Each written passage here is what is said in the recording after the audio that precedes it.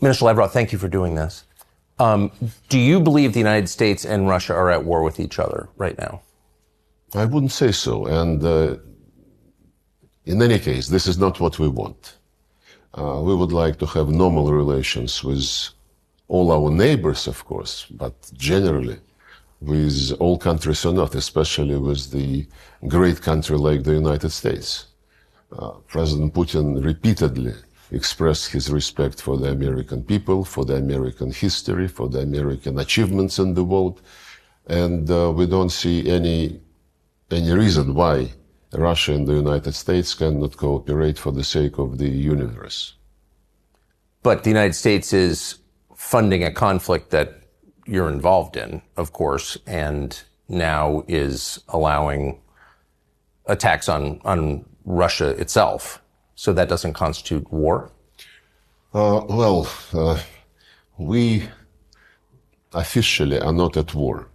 But what is going on in Ukraine is some people call it hybrid war. I would call it hybrid war as well. But it is obvious that the Ukrainians would not be able to do what they're doing with long-range modern weapons without direct participation of the American servicemen. And this is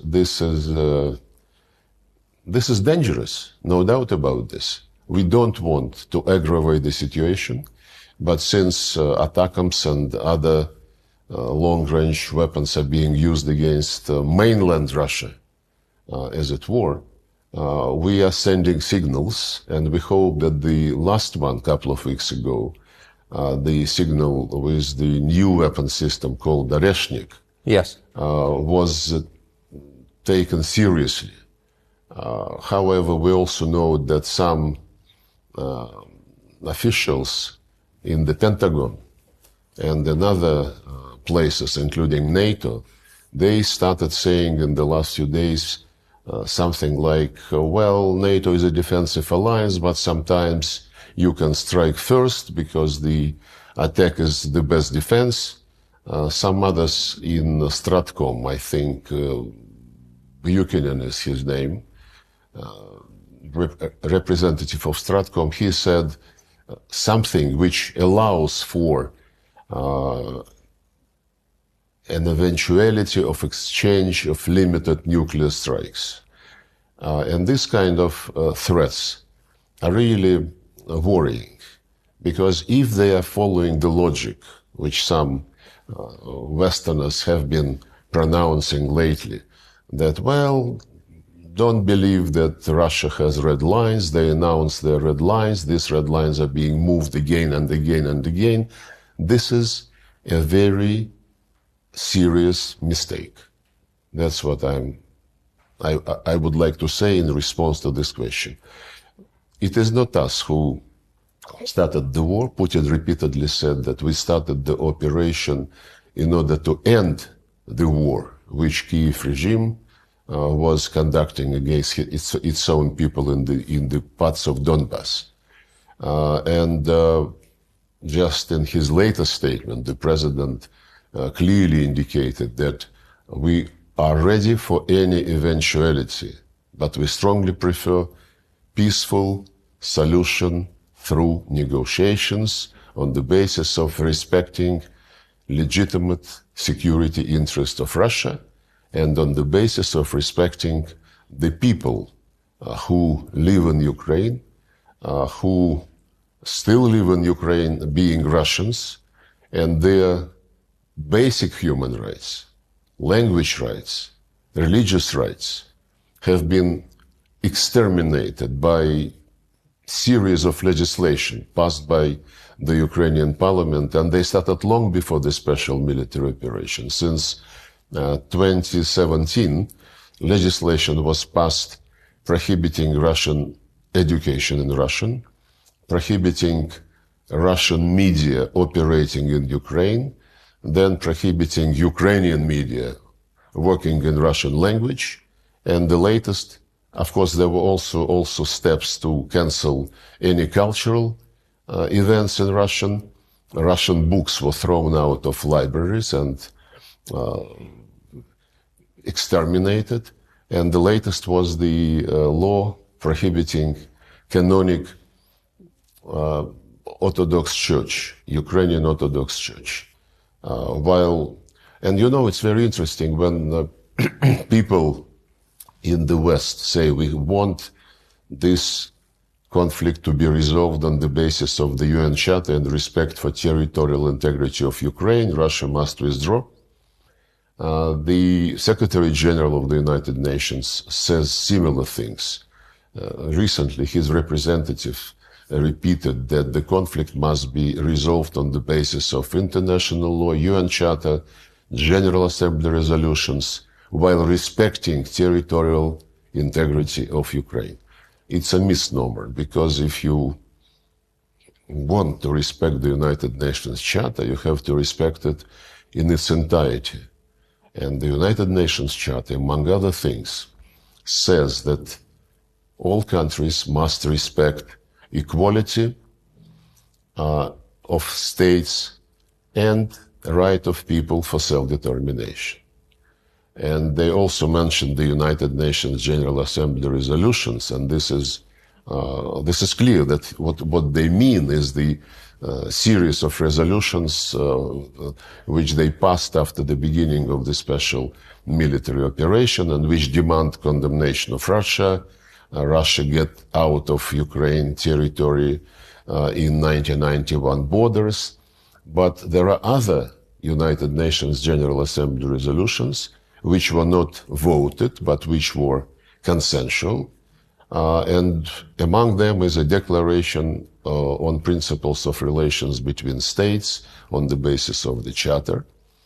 And it clearly says, by consensus, everybody must respect territorial integrity of states whose governments respect the right of people for self-determination, and because of that, represent the entire population living on a given territory.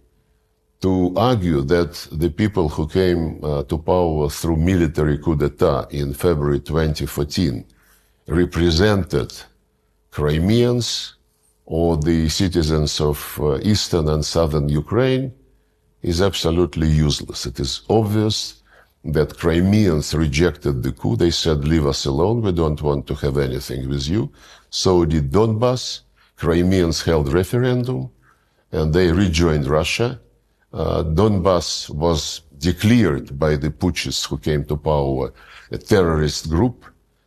They were shelled, attacked by artillery.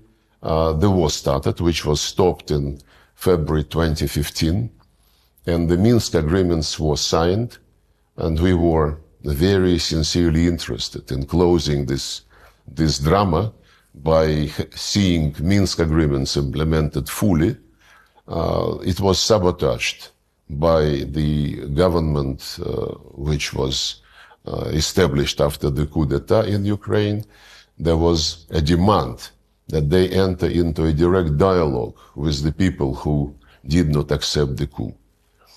There was a demand that they promote economic relations with that part of Ukraine, and so on and so forth. None of this was done.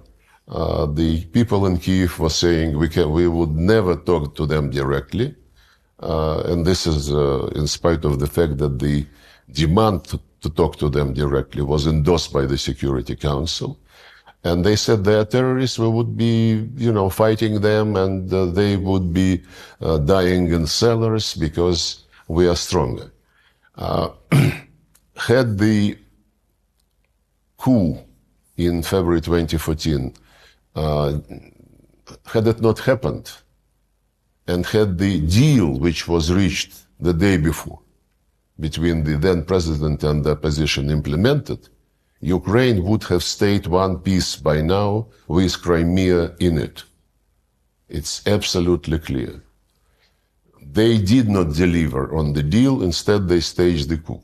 The deal, by the way, provided for creation of a government of national unity in February 2014 and holding early elections, which the then president would have lost Everybody knew that.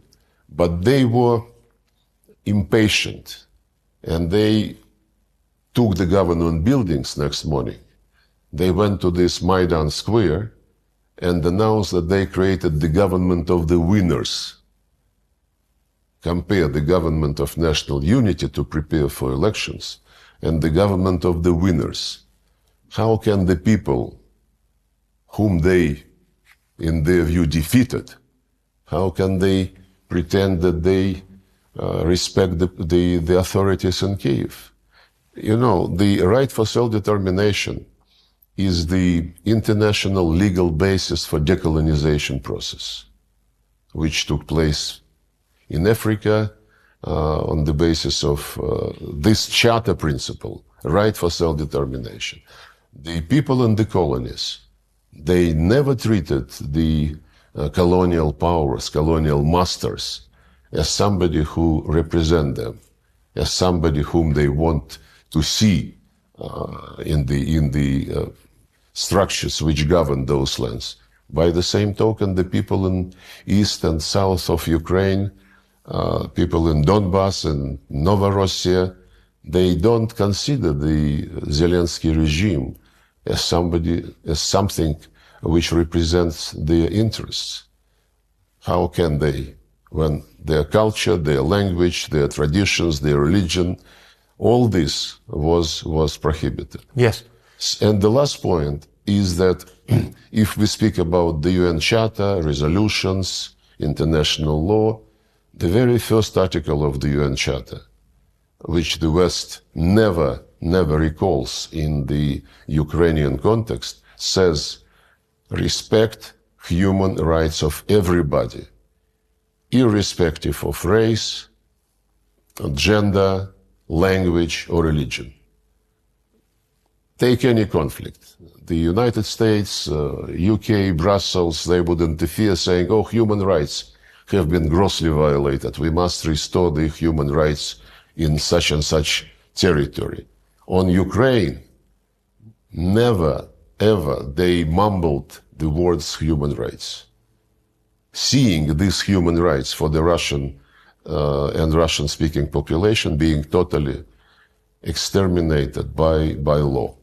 So when people say, let's resolve the conflict on the basis of the Charter, yes. But don't forget that the Charter is not only about territorial integrity, and territorial integrity must be respected only if the governments are legitimate and if they respect the right of their own people. I want to go back to what you said a moment ago about the introduction or the unveiling of the hypersonic weapons system that you said was a signal to the West. What signal exactly? I think many Americans are not even aware that this happened. What message were you sending by showing it to the world? Well, the message is that you, the United States, and the allies of the United States, who also provide this long-range weapons to the Kiev regime, they must understand that we would be ready to use any means not to allow them to succeed in what they call strategic defeat of Russia. They fight for keeping their hegemony over the world, on any country, any region, any continent. We fight for our legitimate security interests. They say, for example, 1991 borders. Lindsey Graham, who visited some time ago Zelensky for another talk, he bluntly, in presence of Zelensky, I think, said that Ukraine is very rich with rare earth metals, and we cannot leave this richness to the Russians. We must take it. We fight, so they fight for the regime which is ready to sell or to give to the West all the natural and human resources. We fight for the people who have been living on these lands, whose ancestors were actually developing those lands, building cities, building factories for centuries and centuries. We care about people, not about natural resources which somebody in the United States would like to keep and to have Ukrainians just as servants sitting on these natural resources. So the message which we wanted to sell by testing in real action this hypersonic system is that we will be ready to do anything to defend our legitimate interest. We hate even to think about war with the United States, which will take, nuclear character. Our military doctrine says that the most important thing is to avoid a nuclear war. And it was us, by the way, who initiated in January 2022 the message, the joint statement by the leaders of the 5 permanent members of the Security Council, saying that we will do anything to avoid confrontation between us, acknowledging and respecting each other's security interests and concerns. This was our initiative. And the security interests of Russia were totally ignored when they rejected, about the same time, when they rejected the proposal to conclude a treaty on security guarantees for Russia, for Ukraine, in the context of coexistence and in the context when Ukraine would not be ever member of NATO or any other military bloc. This security interest of Russia were presented to the West, to NATO and to the United States. In December 2021, we discussed them several times, including during my meeting with Tony Blinken in Geneva in January, late January 2022, and this was rejected. So we would certainly like to avoid any misunderstanding. And since the people, some people in Washington and some people in London, in Brussels, seem to be not very capable to understand, we will send additional messages if they don't draw necessary conclusions.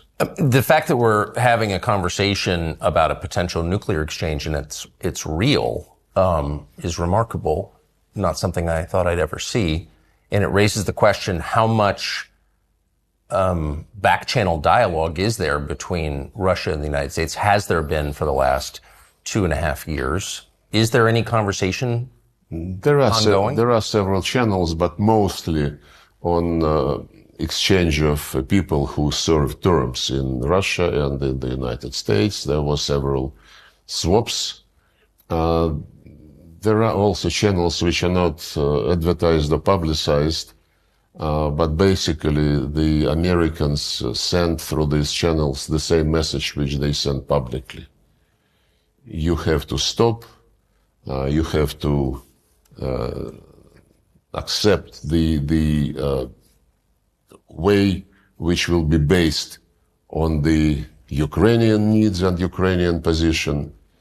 They support this absolutely pointless peace formula by Zelensky, which was additioned recently by Victory Plan. They held several series of meetings, Copenhagen format, Bürgenstock, what have you,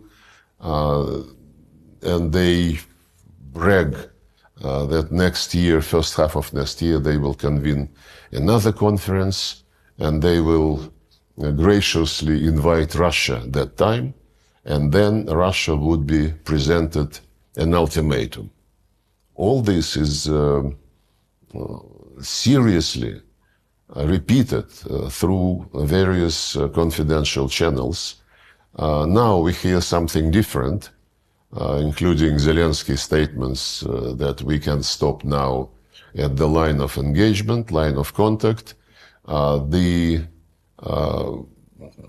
Ukrainian government will be admitted to NATO, but NATO guarantees at this stage would cover only the territory controlled by the government, and the rest would be subject to negotiations, but the end result of these negotiations must be total withdrawal of Russia from Russian soil, basically.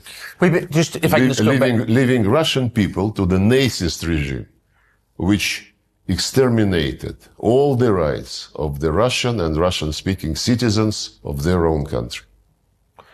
If I can just go back to the question of nuclear exchange. So there is no mechanism by which the leaders of Russia and the United States can speak to each other to avoid the kind of misunderstanding that could kill hundreds of millions of people. No. We have this channel, which is automatically engaged when ballistic missile launch is taking place. As regards this Oreshnik hypersonic ballistic missile, mid-range ballistic missile, 30 minutes in advance, this system sent the message to the United States, and they knew that this was the case, and that they don't mistake it for anything bigger and real dangerous. Well, I think the system sounds very dangerous. Well, it was a test launch, you know. Yes. Oh, you're speaking of the test. Okay. But I just wonder how worried you are that, considering there doesn't seem to be a lot of conversation between the two countries, both sides are speaking about exterminating the other's populations, that this could somehow get out of control in a very short period and no one could stop it. It seems incredibly No, we're not talking about exterminating anybody's population. We did not start this war. We have been, for years and years and years, sending warnings that pushing NATO closer and closer to our borders is going to create a problem. Yes. 2007, Putin started to explain, you know, to the people who seem to be overtaken by the end of history and being dominant, no challenge, and so on and so forth. And of course, when the coup took place, the Americans did not hide that they were behind it. There is a conversation between Victoria Nuland and the then American ambassador in Kiev when they discuss personalities to be included in the new government after the coup. The figure of $5 billion spent on Ukraine after independence was mentioned as the guarantee that everything would be like the Americans want. So we don't have any intention to exterminate Ukrainian people. They are brothers and sisters to the Russian people. How many have died so far, do you think, on both sides? It is not disclosed by Ukrainians. Zelensky was saying that it is much less than 80,000 persons on Ukrainian side. But there is one very reliable figure in Palestine. During 1 year after the Israelis started their operation in response to this terrorist attack, which we condemned, and this operation, of course, acquired the proportion of collective punishment, which is against international humanitarian law as well. So during 1 year after the operation started in Palestine, the number of civilians, Palestinian civilians, killed is estimated 45,000. This is almost twice as many as the number of civilians on both sides of Ukrainian conflict who died during 10 years after the coup. 1 year and 10 years. So it is a tragedy in Ukraine. It's disaster in Palestine. But we never ever had as our goal killing people. and Ukrainian regime did. The head of the office of Zelensky once said that we will make sure that cities like Kharkov, Nikolaev will forget what Russian means at all. Another guy in his office stated that Ukrainians must exterminate Russians through law or, if necessary, physically. Ukrainian former ambassador to Kazakhstan, forgot his name, became famous when giving an interview and looking into the camera, being recorded and broadcast. He said, our main task is to kill as many Russians as we can so that our kids have less things to do. And the statements like this are all over the vocabulary of the regime. How many Russians in Russia have been killed since February of 2022? It's not for me to disclose this information. In the time of military operations, special rules exist, and our Ministry of Defense follows these rules. But the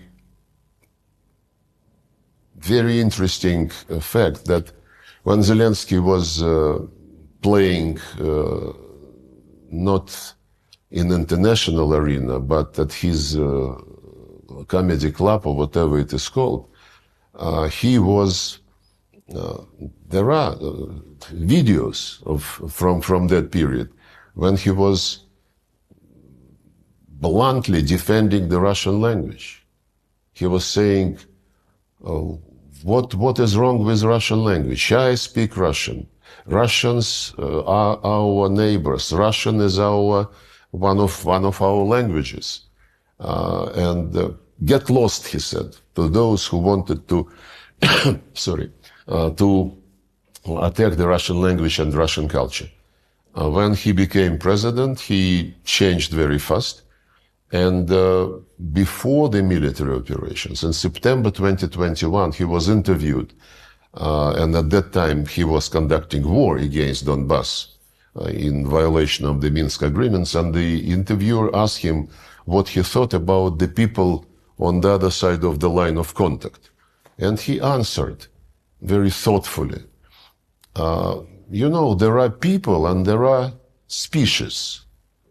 And if you, living in Ukraine, feel associated with the Russian culture, my advice to you, for the sake of your kids, for the sake of your grandkids, get out to Russia. And if this guy wants to bring Russians and people of Russian culture back under his territorial integrity, I mean, it shows that he is not adequate. So what are the terms under which Russia would cease hostilities? Like what are you asking for? 10 years ago, in February 2014, we were asking only for the deal between the president and the opposition. Yes. To have government of national unity, to hold early elections, to be implemented. The deal was signed. And we were asking for the implementation of this deal. They were absolutely impatient and aggressive. And they were, of course, pushed, I have no slightest doubt, by the Americans, because if Victoria Nuland and the US ambassador agreed the composition of the government, why wait for 5 months to hold early elections? The next time we were in favor of something was when the Minsk agreements were signed. Yes. I was there. The negotiations lasted for 17 hours. And the deal was, Crimea was lost by that time because of the referendum, and nobody, including my colleague John Kerry, meeting with us, nobody in the West was raising the issue of Crimea. Everybody was concentrated on Donbass.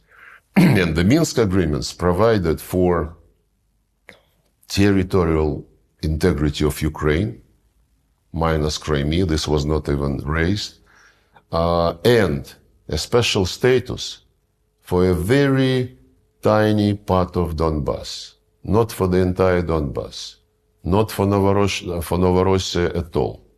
Part of Donbass, under these Minsk agreements endorsed by the Security Council, should have the right to speak Russian language, to teach Russian language, to study in Russian, to have local law enforcement like in the states of US, to be consulted when judges and prosecutors are appointed by the central authority, and to have some facilitated economic connections with neighboring regions of Russia.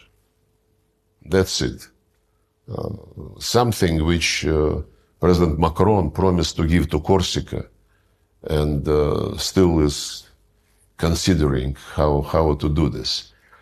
And when these agreements were sabotaged all along, first by Poroshenko and then by Zelensky, both of them, by the way, came to presidency running on the promise of peace, and both of them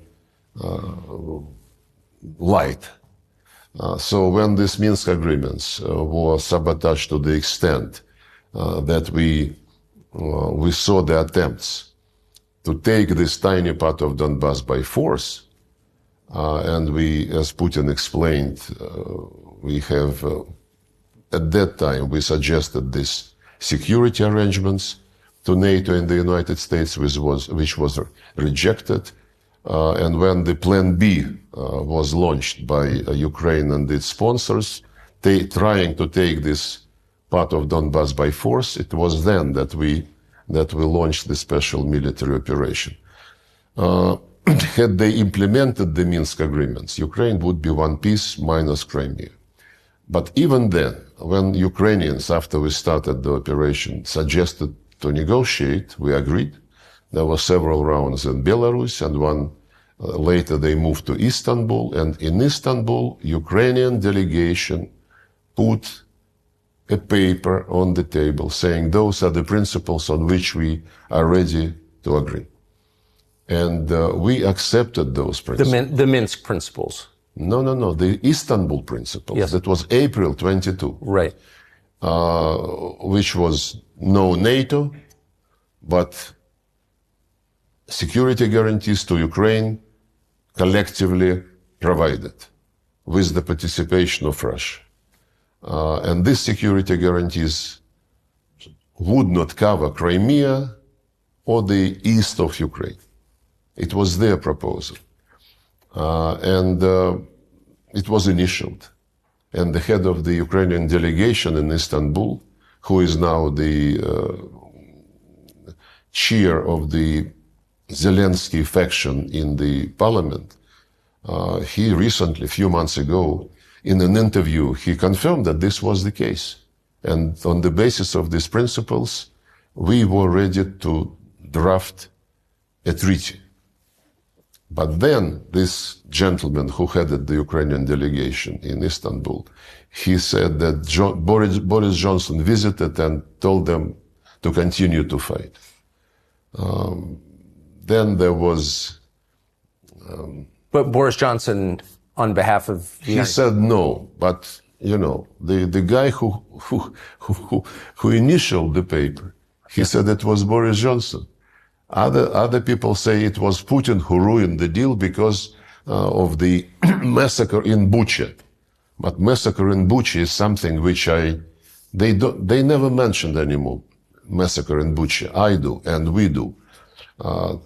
In a sense, they are on the defensive. Several times in the United Nations Security Council, sitting at the table with Antonio Guterres, 2 years ago and last year, last year and this year, the General Assembly, I raised the issue of Bucha and said, guys, it is strange that you are silent about Bucha because you were very vocal when BBC team found itself on a street where the bodies were located. And I inquired, can we get the names of the persons whose bodies were broadcast by BBC? Total silence. I addressed Antonio Guterres personally in the presence of the Security Council members. He did not respond. Then at my press conference in New York, after the end of the General Assembly last September, I asked all the correspondents, guys, you are journalists. Maybe you're not an investigative journalist, but journalists normally are interested to get the truth. And Bucha thing, which was played all over the media outlets condemning Russia, is not of any interest to anyone. Politicians, UN officials, and now even journalists. I asked them, when I talked to them in September, please, as professional people, try to get the names of those whose bodies were shown in Bucha. No answer. Just like we don't have any answer to the question, where is the results of medical analysis of Alexei Navalny, who died recently, but who was treated in Germany in the fall of 2020, when he felt bad on a plane over Russia. The plane landed. He was treated by the Russian doctors in Siberia. Then the Germans wanted to take him. We immediately allowed the plane to come. They took him. In less than 24 hours, he was in Germany. And then the Germans continued to say that we poisoned him. And we asked them, can you, and they announced that the analysis confirmed that he was poisoned. We asked for the test results to be given to us. They said, no, we give it to Organization on Chemical Weapons. We went to this organization, we are members, and we said, can you show to us, because this is our citizen, we are accused of having poisoned him. They said, the Germans told us not to give it to you because they found nothing in the civilian hospital. And the announcement that he was poisoned was made after he was treated in a military hospital, Bundeswehr hospital. So it seems that this secret is not going. So how did Navalny die? Well, he died serving the term in Russia. But he, during, as far as it was reported, every now and then he felt not well, which was another reason why we continued to ask the Germans, can you show us the results which you found? Because we did not find what they found. And what they did to him, I don't know. What the Germans did to him? Yeah, because they don't explain to anybody, including us. Or maybe they explain to the Americans. Maybe this is credible, but they never told us how they treated him, what they found, and what methods they were using. How do you think he died? I'm not a doctor, but for anybody to guess, even for the doctors to try to guess, they need to have information. And if the person was taken to Germany to be treated after he had been poisoned, the results of the tests cannot be secret. We still cannot get anything credible on the fate of Sergey Skripal and his daughter. The information is not provided to us. He is our citizen, she is our citizen, and we have all the rights under conventions which the UK is party to get information. Why do you think, so many threads, but why do you think that Boris Johnson, former Prime Minister of the UK, would have stopped the peace process in Istanbul. On whose behalf was he doing that? Well, I met with him a couple of times, and I wouldn't be surprised if he was motivated by some immediate desire or by some long-term strategy. He is not very predictable. Okay. Do you think he was acting on behalf of the U.S. government, on behalf of the Biden administration? He was doing this independently? I mean, I don't know. I don't know, and I wouldn't guess. The fact that the Americans and the Brits are leading in this quote-unquote situation is obvious. Now it is becoming also clear that there is a fatigue in some capitals, and there are talks every now and then that the Americans would like to leave it with the Europeans and to concentrate on something more important. I wouldn't guess. We would be judging by specific steps. It's obvious, though, that Biden administration would like to leave legacy to the Trump administration as bad as they can. yes.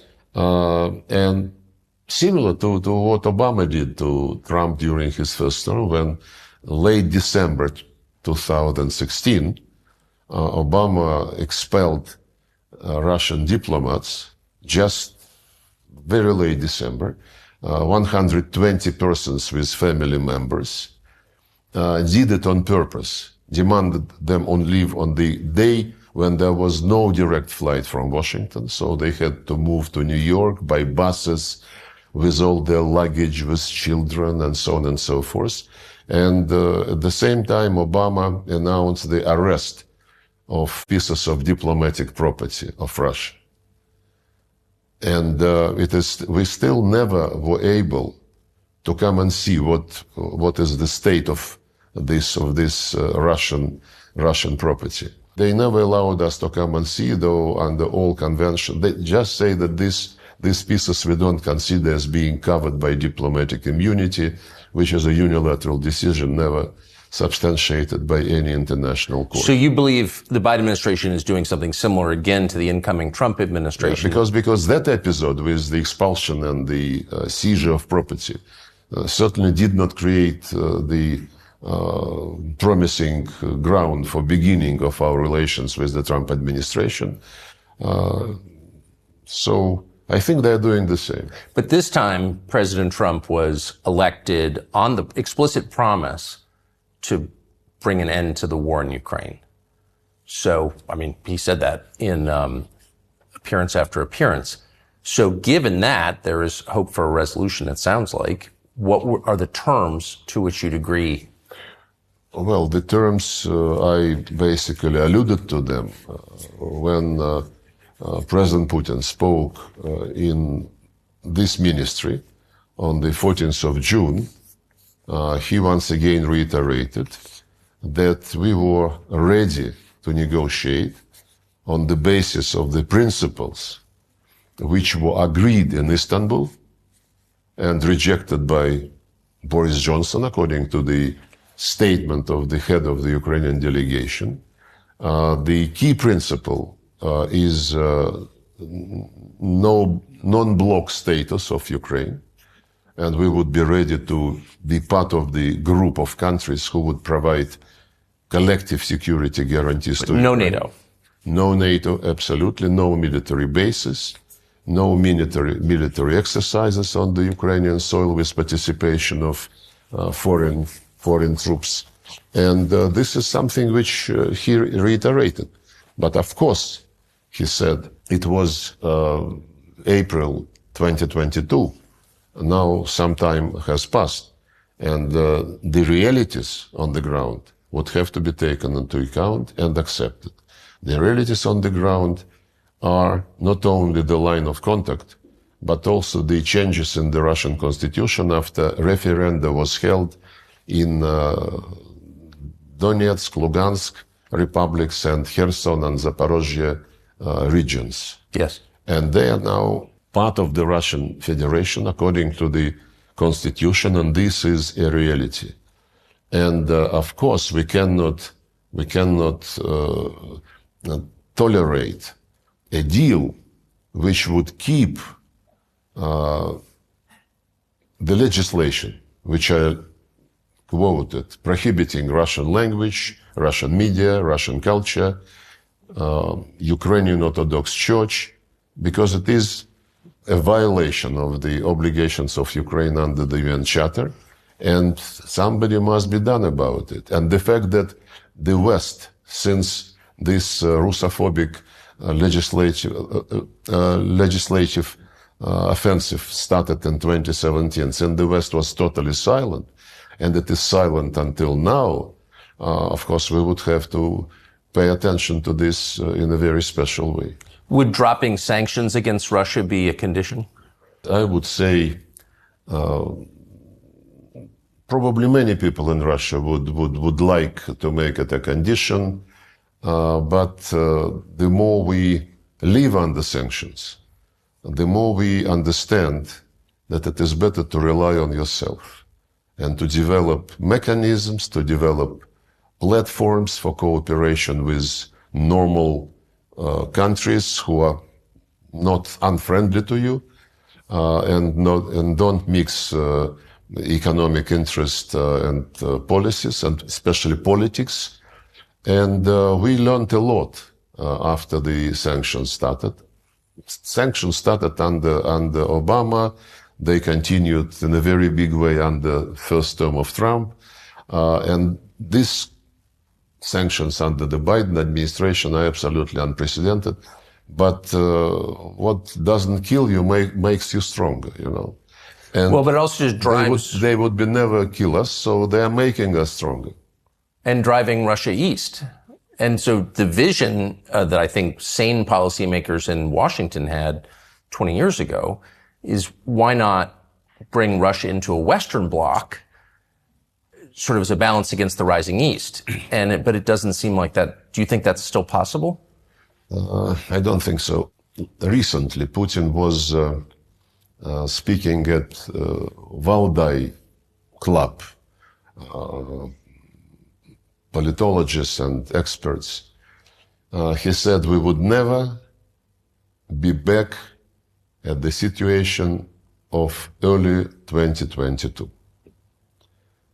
That's when he realized for himself, apparently, not only he, but he spoke publicly about this, that all attempts to be on equal terms with the West have failed. It started after the demise of the Soviet Union. There was euphoria. We are now part of the liberal world, the democratic world, end of history.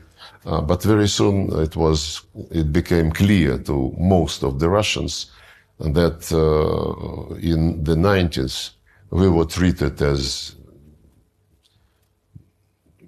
at best as junior partner, maybe not even as a partner, but as a place where the West can organize things like it wants, striking deals with oligarchs, buying resources and assets, and then probably the Americans decided that Russia is in their pocket. Boris Yeltsin, Bill Clinton, buddies, laughing, joking. But even at the end of Yeltsin's term, he started to contemplate that this was not something she wanted for Russia. And I think this was very obvious when he appointed Putin prime minister and then left earlier and blessed Putin as his successor for the elections which were coming and which Putin won. But when Putin became president, he was very much open to cooperation with the West. And he mentions about this quite regularly when he speaks with interviewers or at some international events. I was present when he met with George Bush Jr., with Obama. Well, after the meeting of NATO in Bucharest, which was followed by NATO-Russia summit meeting in 2008, when they announced that Georgia and Ukraine will be in NATO, and then they tried to sell it to, we asked why. There was lunch and Putin asked what was the reason for this. Good question. And they said, this is something which is not obligatory. How come? Well, to start the process of joining NATO, you need a formal invitation. And this is a slogan. Ukraine and Georgia will be in NATO. But this slogan, became obsession for some people in Tbilisi first, when Saakashvili lost his senses and started the war against his own people under the protection of OSCE mission with the Russian peacekeepers on the ground. And the fact that he launched this was confirmed by the European Union investigation which they launched and which concluded that he gave the order to start. And for Ukrainians, it took a bit longer. And they were cultivating this pro-Western mood. Pro-Western is not bad, basically. Pro-Eastern is also not bad. What is bad is that you tell people either or. Either you go with me or you're my enemy. What happened before the coup in Ukraine? In 2013, the president of Ukraine, it was Mr. Yanukovych, negotiated with the European Union some association agreement which would nullify tariffs on most of the Ukrainian goods to the European Union and the other way around. And at some point, when he was meeting with Russian counterparts, we told him, you have already, Ukraine was part of the free trade area of the Commonwealth of Independent States, no tariffs for everybody. And we, Russia, negotiated agreement with World Trade Organization for some 15, 17 years, mostly because we bargained with European Union and we achieved some protection for many of our sectors, agriculture, some others. And we explained to the Ukrainians that if you go zero in your trade with European Union, we would have to protect our customs border with you, with Ukraine. Otherwise, the zero tariff European goods would flood and would be hurting our industries, which we tried to protect and agreed for some protection. Then we suggested to the European Union, guys, Ukraine is our common neighbor. You want to have better trade with Ukraine. We want the same. Ukraine want to have markets both in Europe and in Russia. Why don't we sit three of us and discuss it like grown-ups? The head of the European Commission was the Portuguese, Barroso was his name. And he responded, it's none of your business what we do with Ukraine. We, for example, we, the European Union, we don't ask you to discuss with us your trade with China. Absolutely arrogant answer. And then the president of Ukraine, Yanukovych, he convened his experts, and the experts said, yes, it would be not very good if we have opened the border with European Union, but the customs border with Russia would be closed, and they would be checking, what is coming, so that the Russian market is not affected. And he announced in November 2013 that he cannot sign the deal immediately, and he asked the European Union to postpone it for next year, until next year. That was the trigger for Maidan, which was immediately thrown up and ended by the coup. My point is that this either or, actually the first coup took place in 2004, when after second round of elections, the same Mr. Yanukovych won presidency, the West raised hell, and put pressure on the Constitutional Court of Ukraine to rule that there must be a third round. And the Constitution of Ukraine says 2 rounds.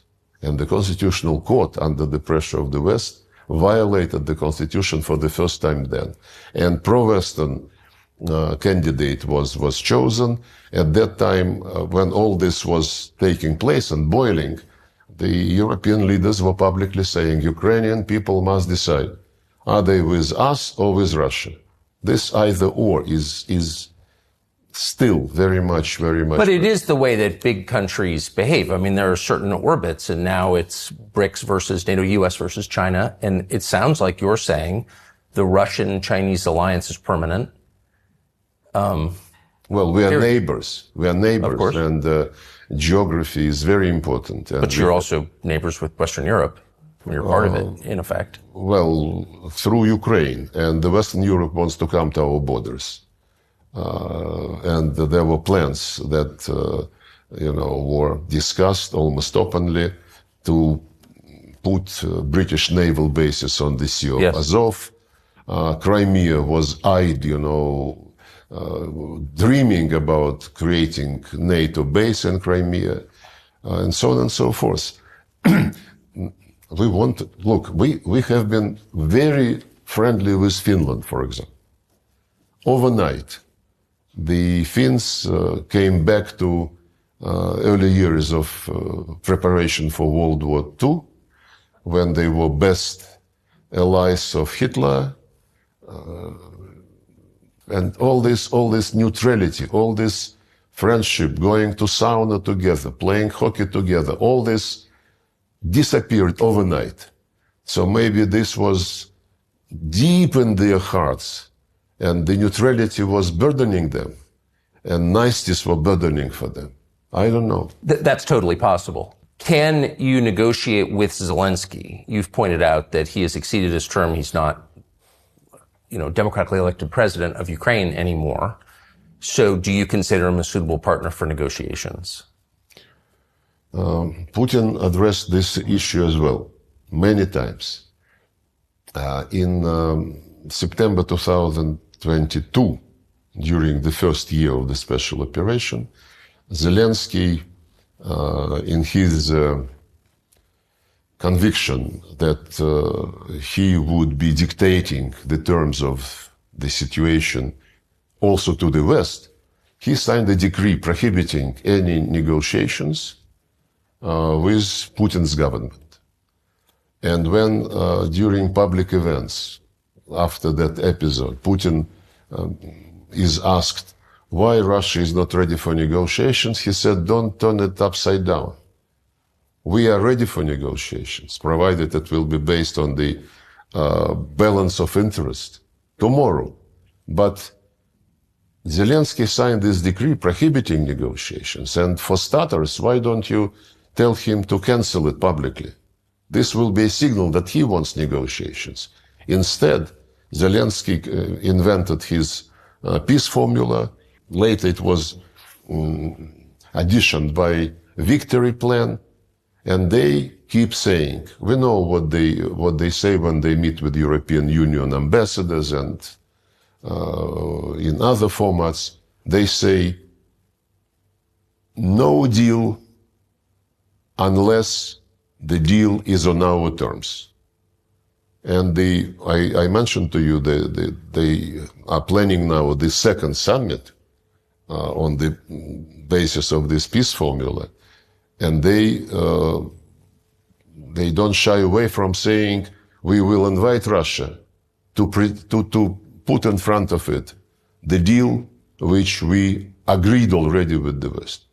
And when our Western colleagues sometimes say nothing about Ukraine without Ukraine, in effect, this implies that anything about Russia without Russia, because they discuss what kind of conditions we must accept.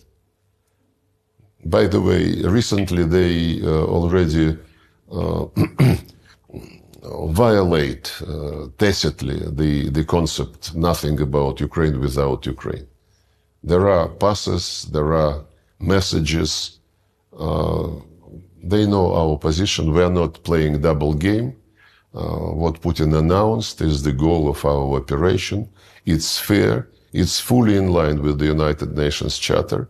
First of all, the rights, language rights, minority rights, national minority rights, religious rights, and it's fully in line with OSCE principle. There is an organization for security and cooperation in Europe which is still alive. And the summit of this organization, well, several summits of this organization clearly stated that security must be indivisible, that nobody should expand his security at the expense of security of others, and that, most important, no organization in Euro-Atlantic space shall claim dominance. This was, last time it was confirmed by OSCE 2010. And NATO was doing exactly the opposite. Yes. So we have legitimacy, in our position. No NATO on our doorsteps because OSCE, agreed that this should not be the case if it hurts us. And please restore the rights of Russians. Who do you think has been making foreign policy decisions in the United States? This is a question in the United States. Who is making these decisions? I wouldn't guess. I haven't seen Tony Blinken for years. 2 years ago, I think, at the G20 summit, was it in Rome or somewhere? In the margins. His assistant, I was representing Putin, and his assistant came up to me during a meeting and said that Tony wants to talk just for 10 minutes. I left the room, we shook hands, and he said something about the need to de-escalate and so on and so forth. I hope he is not going to be angry with me since I am disclosing this. But we were meeting in front of many people present in the room. And I said, we don't want to escalate. You want to inflict strategic defeat upon Russia. He said, no. It is not strategic defeat globally. It is only in Ukraine. You've not spoken to him since? No. Have you spoken to any officials in the Biden administration since then? I don't want to ruin their career. But have you had meaningful conversations? No.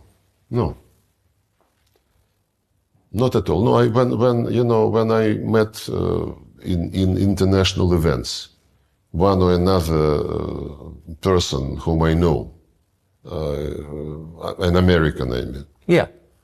Some of them say hello, some of them exchange few words, but I never impose myself. But nothing meaningful behind the scenes. It's becoming contagious, when they see, when somebody sees an American talking to me or a European talking to me. Europeans are running away when they see me. During the last G20 meeting, it was ridiculous. Grown-up people, mature people, they behave like kids, so childish, unbelievable. So you said that when in 2016 in December, the Obama administration left a bunch of bombs, basically, for the incoming Trump administration. In the last month, since the election, you have all sorts of things going on politically in bordering states in this region, that, in Georgia and Belarus, in Romania, and then, of course, most dramatically in Syria, you have turmoil. Does this seem like part of an effort by the United States to make the resolution more difficult? There is nothing new, frankly, because the U.S. Historically, in foreign policy, was motivated by making some trouble and then to see if they can fish in the muddy water. Iraqi aggression, Libyan adventure, ruining the state, basically. Fleeing from Afghanistan, now trying to get back through the back door, using the United Nations, to organize some event where the U.S. can be present, in spite of the fact that they left Afghanistan in very bad shape and arrested money, don't want to give it back. I think this is, if you analyze the American foreign policy steps, adventures, most of them is the right word. That's the pattern. They create some trouble and then they see how to use it. In Georgia, the OSCE monitors elections. When it used to monitor elections in Russia, they would always be very negative. And on other countries as well, Belarus, Kazakhstan. This time in Georgia, the monitoring mission of OSCE presented a positive report. And it is being ignored. So when you need endorsement of the procedures, you do it when you like the results of the election. If you don't like the results of elections, you ignore it. It's like when the United States and other Western countries recognized unilateral declaration of independence of Kosovo, they said this is the self-determination being implemented. When a few years later, and there was no referendum in Kosovo, unilateral declaration of independence.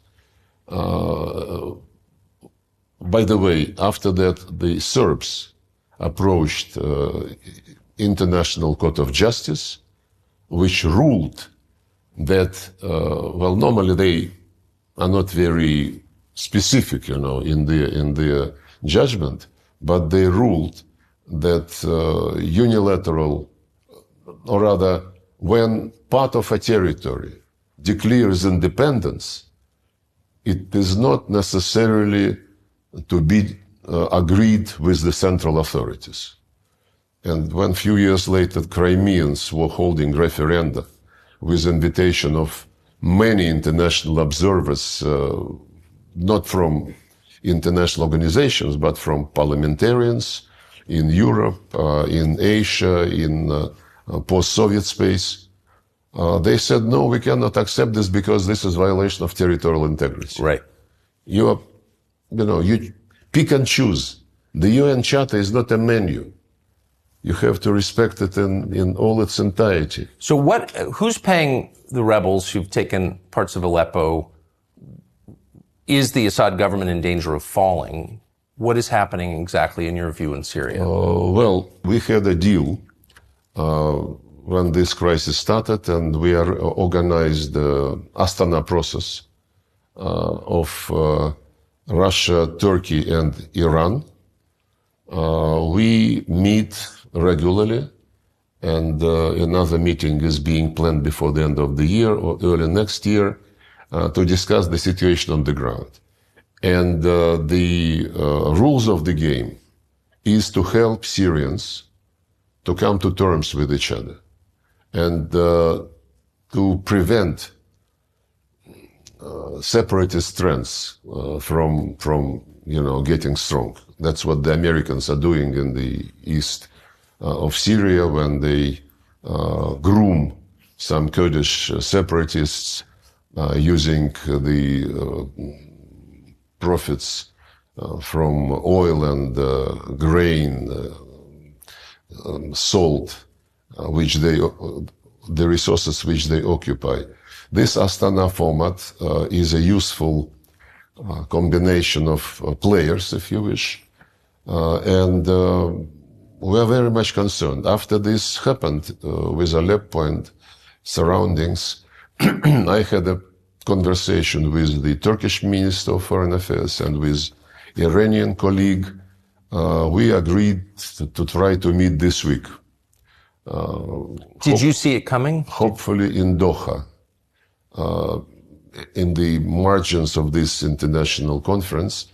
We would like to discuss the need to come back to strict implementation of the deals on Idlib area, because Idlib de-escalation zone was the place from where the terrorists moved to take Aleppo. And the arrangements reached in 2019 and 2020 provided for our Turkish friends to control the situation in the Idlib de-escalation zone and to separate the Hayat Tahrir al-Sham, former Nusra, from the opposition which is non-terrorist and which cooperates with Turkey. Apparently, it is not yet the. And another deal was the opening of M5 route from Damascus to Aleppo, which is also now taken completely by the terrorists. So we as Ministers of Foreign Affairs would discuss the situation, hopefully, this coming Friday, and the military of all three countries and the security people are in contact with each other. But the Islamist groups, the terrorists you just described, who is backing them? Well, we have some information, and we would like to discuss with all our partners in this process the way to cut the channels of financing and arming them. The information which is being floated, and it's in the public domain, mentions the Americans, the Brits, among others. Some people say that Israel is interested in making this situation aggravate, so that Gaza is not under very close scrutiny.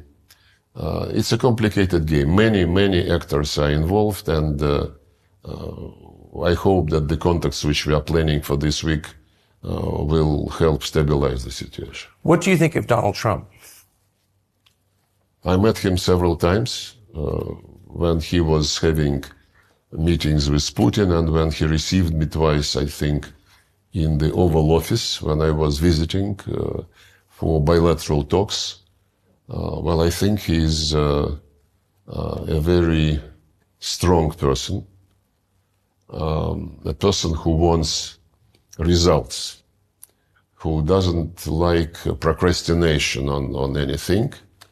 And this is my impression. He's very friendly in discussions, but this does not mean that that he is pro-Russian, as some people try to present him. The amount of sanctions we received under the Trump administration was very, very, very big. And we respect any choice which is made by the people when they vote. We respect the choice of American people, and we are open, as Putin said, we are open to contacts with, we have been open all along with the current administration. And we hope that when Donald Trump is inaugurated, we will understand what the ball, as Putin said, is on their side. We never severed our contacts, our ties in economy, trade, on security, on anything. And my final question is, how sincerely worried are you about an escalation in conflict between Russia and the United States, knowing what you do? Well, we started with this question, more or less. It seems the central question. Yes, and the Europeans say that it's not, they whisper to each other that it is not for Zelensky to dictate the terms of the deal, it's for the US and Russia. I don't think we should be presenting our relations as, two guys decide for everybody. Not at all. It is not our style. We prefer the manners which dominate in BRICS, in Shanghai Cooperation Organization, where the UN Charter principle of sovereign equality of states is really embodied. The US is not used to respect sovereign equality of states.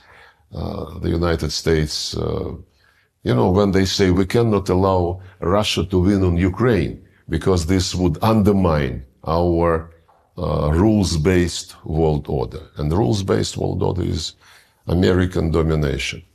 Now, by the way, NATO, at least under Biden administration, is eyeing the entire Eurasian continent. Indian, Pacific strategies, South China Sea, East China Sea is already on NATO agenda. NATO is moving infrastructure there. AUKUS, building Quartet Indo-Pacific 4, they call it. Japan, Australia, New Zealand, South Korea. US, South Korea, and Japan are building military alliance with some nuclear components. And Stoltenberg, the former Secretary General of NATO, said last year after the summit, which he said, your Atlantic security is indivisible from Indo-Pacific security. When he was asked, does it mean that you go beyond territorial defense? No, it doesn't go beyond territorial defense, but to defend our territory, we need to be present there. This element of preemption is more and more present. But with the United States, we don't want war with anybody. And as I said, 5 nuclear states declared at the top level in January 2022 that we don't want confrontation with each other and that we shall respect each other's security interests and concerns. And it also stated nuclear war can never be won, and therefore nuclear war is not possible. And the same was reiterated bilaterally between Russia and the United States, Putin, Biden, when they met in 21 in Geneva in June.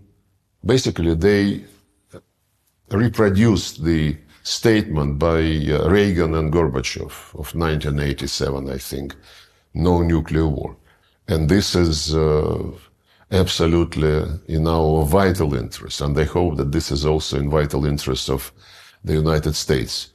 I say so because some time ago, Mr. Kirby, who is White House communications coordinator or whatever, he was asking questions, answering questions, and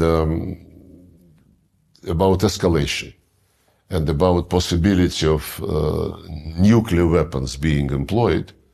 And he said, oh, no, we don't want escalation because then if there is some nuclear element, then our European allies would suffer.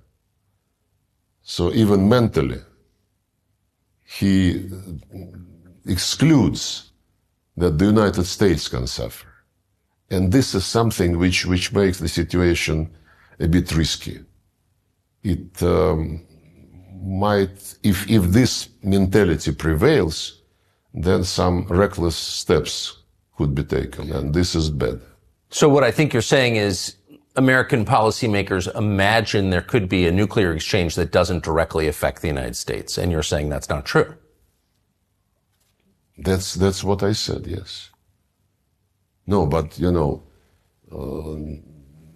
professionals in deterrence, nuclear deterrence policy, they know very well that it's a very dangerous game. And to speak about a limited exchange of nuclear strikes is an invitation to disaster, which we don't want to happen. Mr. Lavrov, thank you very much. Thank you.